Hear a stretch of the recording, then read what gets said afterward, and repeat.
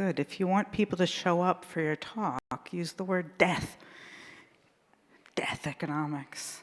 So crypto hasn't solved all of our social problems or even all of our economic problems. So why is that, and why can't it?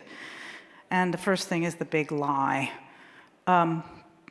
You've all seen this, like people used to barter, but they couldn't carry a cow, and then they needed, gold. And it turns out that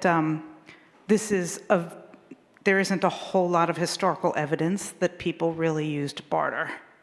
It turns out, if you lived in a society like this and you couldn't eat the whole elk yourself, but you were the best hunter, but maybe you weren't the best clothing maker, you brought the elk home and you shared it with your tribe, and the person who was good at making arrows gave you arrows, and they didn't trade it. They were just like, what am I going to do with my arrows? I better give it to the guy who can actually shoot the elk. And so for most of human history, and these people are modern people. I mean, we don't like not modern in the sense that they wear sneakers, but they're people who still live here on this earth. And for most of human history, most of the peoples of the world didn't have money. They didn't use money. And so the idea that we've always had money and we always will have money, it's not the case. So that's one big lie. The other big lie is that money is a store of value. And if you just take a second to think of like a few things that you really value, I'm letting you think, you'll notice that most of them are not purchasable, like your freedom, your family, air. So we have this whole big weird definition. It's a store of value, and we are like being told that there's always been money and there always will money, and it's just not the case. And basically what cryptocurrency is a money, and it follows the rules of money. And so if you're trying to solve our problems, but you haven't changed the rules of the game, so let's see what the rules of the game are. The rules are, here's the big lie, it's not a store of value. And wow, children are expensive.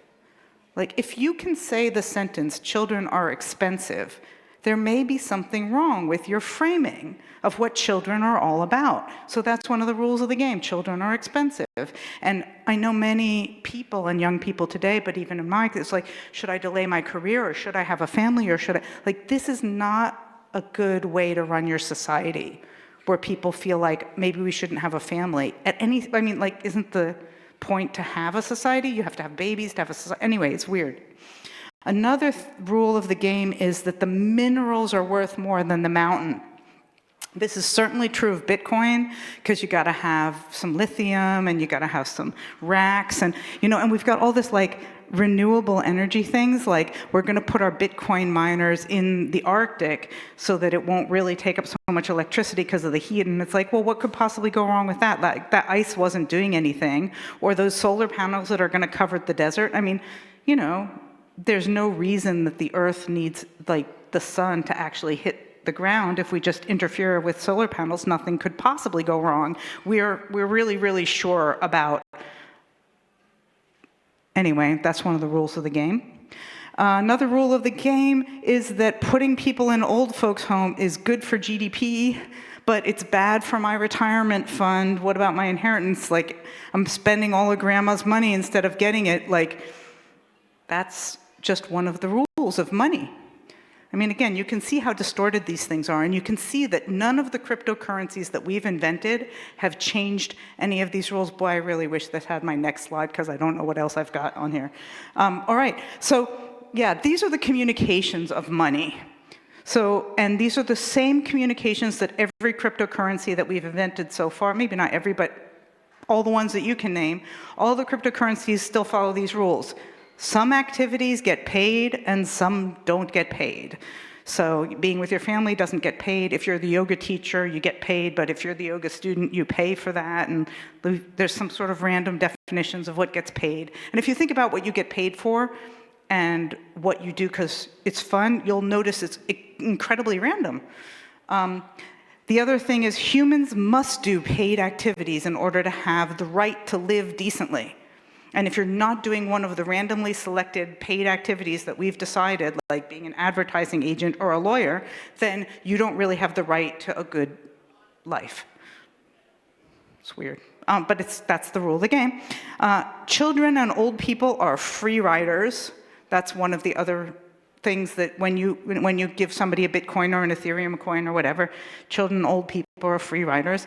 The things that nature produces are free to exploit. So that's the mountain that we were showing you. You can just cut down a tree, a dead tree. That's why I call it death economics, right? A dead tree is better than a live tree, just like the dead grandma. Like dead grandma is better than live grandma because I get the inheritance. This one is really interesting mythology. It's like there is such a thing as fair exchange. Like it's actually possible for me to know how much this should cost, and I can get it in a way that there's absolutely no, like the number that is attached to this thing is correct. And there's a number attached to my hours, and that's correct. We're gonna be even Steven at the end of, you're gonna give me this money, I'm gonna give you this coffee, and it's even, it's fair. And like if that were really true, I think people who clean toilets would make a lot more money. But anyway, so the mythology that there even is such a thing as a fair exchange between me and you, what am I doing up here? I'm not getting paid for this.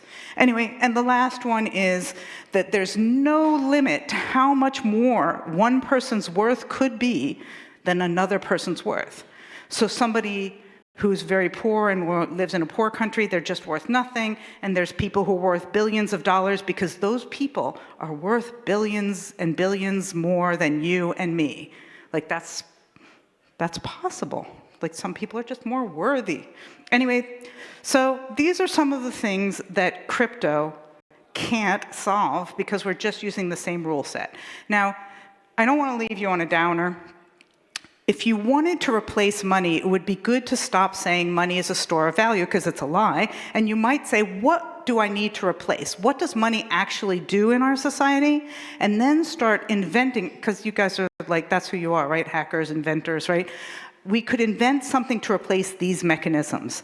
And these are the mechanisms that money does. One is that it replaces relationships or trust. So reputation systems, or I don't know what else might replace reputation, but that's one thing. You give it for appreciation, like give people a tip for appreciation, but maybe you're just doing it because it's an obligation, but you could just say thank you or give them a medal or a prize. That would show appreciation. Like the rewards, right? Showing like, you can buy an Olympic gold medal, but you wouldn't be an Olympic gold medalist. So a reward for competence, there's different kinds of rewards you could get for being competent that aren't money. Survival, I mean, that's interesting, right? We do have enough food for everybody on the planet, but we make you use it. So I call that distribution of resources. Like we need it to survive, but it's not like oxygen. Like it's not something we naturally need to survive. We just invented it. Coordination of large-scale activities, this is a really hard one. Money isn't the only thing that we use for that, like supply chains and all of that communication is used for coordination. And people say, how are you going to get people to do things if you didn't have money for these large-scale activities? I do not know the answer, but it does seem to me that a lot of what money is doing is having people do things they don't want to do or give you things they didn't want to give you. So we're going to have to reinvent, like, how do we coordinate at scale? Distribution of resources, again, like I have a circulatory system, it distributes all the calories in my body and none of my arms or legs fall off. Money as a distribution of resource system doesn't seem to be as effective. So how do you want to distribute resources? What kind of communication would you have if you really wanted to distribute resources in the world? And finally, security for the future, which supposedly, if you have enough money, you can build a bunker and be, Mark Zuckerberg and protect yourself from the apocalypse when it comes. I'm not sure it's actually doing that either. So that's the death economics and what you could build instead. Thank you.